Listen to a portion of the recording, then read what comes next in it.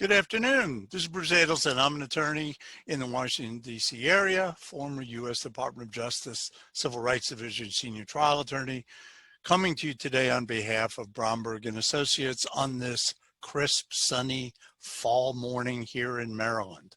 Well, I wanted to sum up the topics we've been discussing recently about the new healthcare regulations under the Affordable Care Act. And there are just some bullet pointed items that I'd like to go over with you.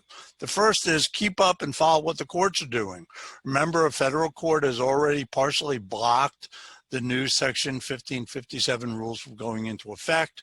The court restored the prior rules that banned sex discrimination in healthcare. Make sure you use qualified interpreters and translators. There have not been any changes regarding the legal requirement to use only qualified people to provide language access. Make sure you have a compliant, full-bodied language access plan.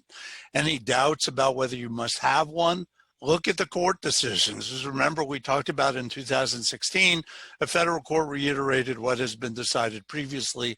Language access plans are legally required. Do your research.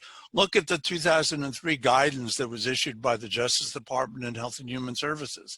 The HHS guidance is incorporated into the new laws, the new healthcare regulations. So those are part of your legal responsibilities. Video remote interpreting. Make sure your technology is working. Make sure your staff is trained in how to use it. And also make sure that the bandwidth that you use in your facility is sufficiently large enough to accommodate transmission of video images, just like we're talking today.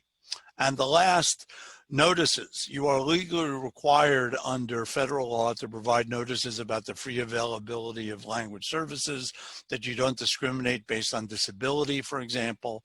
In order to know what those requirements specifically are, look at the family tree. Remember, the Affordable Care Act is built on 6 other federal laws.